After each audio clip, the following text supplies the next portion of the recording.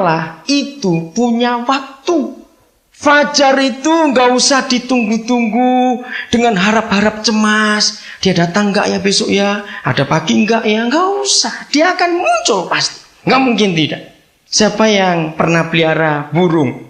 Di rumah ada. Teman kami di rumah punya burung. Kemarin baru dengar laporan. Burungnya lupa nggak diberi makan sudah 4 hari. Lalu yang lain bilang, tapi masih berkicau itu. Hebat nggak burung itu, saudara? Lah waktu dia ngomong gitu kemarin, ini pembantunya ngomong, karena kenapa nggak diberi makan? Habis masih ada suaranya itu. Saudara pernah kagum nggak dengan burung? Mengapa Tuhan Yesus memberikan ilustrasi? Anak-anak Tuhan harus belajar dari burung. Burung itu nggak punya ladang, nggak punya lumbung, nggak punya nomor rekening di bank, tapi tiap pagi dia pasti memuji Tuhan. Padahal dia belum tahu hari itu ada makan atau enggak peduli, pokoknya ada fajar. Jadi begitu dia mulai mencium bau tanah yang kena matahari, burung itu nggak punya jam loh saudara, tapi bisa tepat waktu luar biasa. Yang pertama penciumannya, ketika mereka sedang terlelap, begitu fajar mulai menyingsing, alam ini berbau saudara. Ketika fajar mulai menyingsing, aroma fajar itu membangunkan mereka.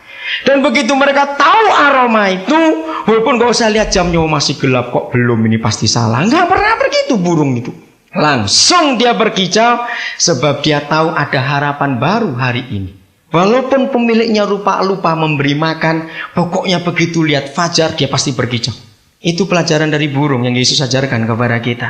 Maka itu kalau sampai ada orang loh ya, manusia yang jauh lebih pintar dari burung, apalagi kalau orangnya itu orang Kristen, lalu tiap pagi bangun hanya mengeluh nasib gitu. Belajar dari burung, suara lebih rendah dari burung. Dia itu nggak boleh, pemiliknya bisa lupa memberi makan, tapi begitu tahu fajar dia pasti berkicau. Maka itu pembantu kami bilang, tapi ada suaranya kok. Walaupun lapar dia berkicau, sebab dia punya harapan. Begitu ada fajar pasti ada hal baru lagi. Kok gak ada yang amin dari tadi, heran saya. Jadi besok begitu lihat fajar, ucapan syukur, ada harapan baru lagi untuk hidup. Amin. Jangan putus asa. Jadi ini yang pertama, Allah itu punya waktu. Fajar itu tahu waktunya kapan. Misalnya besok pagi di seluruh Jakarta ada badai besar, halilintar luar biasa, mendung gak karuan gelapnya. Fajar tetap datang pada waktunya, gak usah takut. Amin. Yang pertama, Allah punya waktu. Jangan mendahului fajar dan jangan membelakangi fajar. Gak bisa. Dia tetap akan muncul seperti fajar. Yang pertama, dia ada waktunya. Yang kedua, ia akan datang kepada kita seperti hujan pada akhir musim yang mengairi bumi. Bagian ini kita temukan satu pengertian, hujan itu proses. Lebih-lebih sekarang ini seluruh dunia sedang khawatir, saudara. Ternyata hujan seringkali jadi ngawur. Bukan karena alam yang bersalah, tetapi karena manusia yang bersalah. Ekosistem dirusak. Peraturan alam diubah oleh manusia. Sehingga hujan datangnya nggak tentu. Tapi yang Tuhan katakan dalam bagian kedua, jawaban doa kita tentang masalah-masalah kehidupan kita. Yang pertama, waktu. Allah punya waktu, segala sesuatu punya waktu. Begitu pula ada proses. Hujan itu proses. Dari sinar matahari mengambil air laut, diuapkan, waktunya tiba, ada lagi proses di langit, di udara sana, dijatuhkan ke bumi itu jadi hujan, dan terus begitu.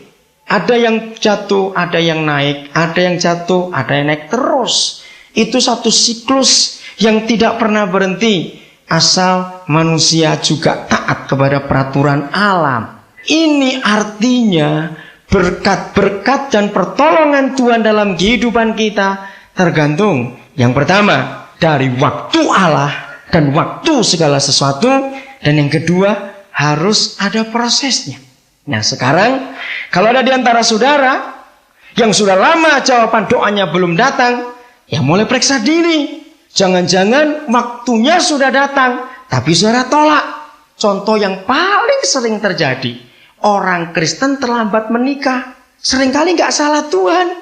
Kenapa kok nggak salah Tuhan? Sebab dia rewel. Banyak orang Kristen yang punya motivasi hati seperti ini. Cuma satu yang saya nggak bisa serahkan kepada Tuhan. Ini pertama kali saya ketemu orang Kristen kurang ajar. Satu banyak juga ketemu akhirnya. Cuma satu yang saya nggak pernah bisa serahkan kepada Tuhan. Yang lain saya gampang sekali untuk menyerah. Tapi yang satu nih saya paling nggak bisa. Saya tanya apa? Masalah jodoh. Saya tanya kenapa kamu nggak berani menyerahkannya kepada Tuhan? Kalau kamu bisa menyerahkan semuanya, kenapa yang satu ini nggak bisa? Kurang ajarnya begini. Saya takut kasih yang jelek. Waduh, kurang ajar betul. Ya, saudara, di sini bagaimana Tuhan bisa bekerja? Maka itu dengar yang lambat menikah itu jangan-jangan dulu sahabat dari berita ditolak. Habis gigi kok mulut kok gigi semua. Ada yang berkata begitu. Sampai kalau nggak tahu bagaimana. Ada yang berkata begitu loh. Kalau memang itu dari Tuhan, terima gigi semua mulutnya. Daripada nggak punya gigi, ayo. Ngerti nggak contoh-contoh ini? Saudara, ada lagi yang sudah lama saya ini berdoa untuk minta kerjaan, ngelamar ke sana kemari nggak dapat. Tuhan sudah pernah beri, dia nolak karena gajinya rupiah bukan dolar. Ini kan salah. Ngerti nggak contoh-contoh ini? Ada banyak yang lain lagi, saudara. Maka itu periksa, saudara. Kalau sampai ada doa yang nggak dijawab, jangan-jangan waktu sudah datang, tapi kita tolak. Atau karena proses kita tidak mengerjakannya.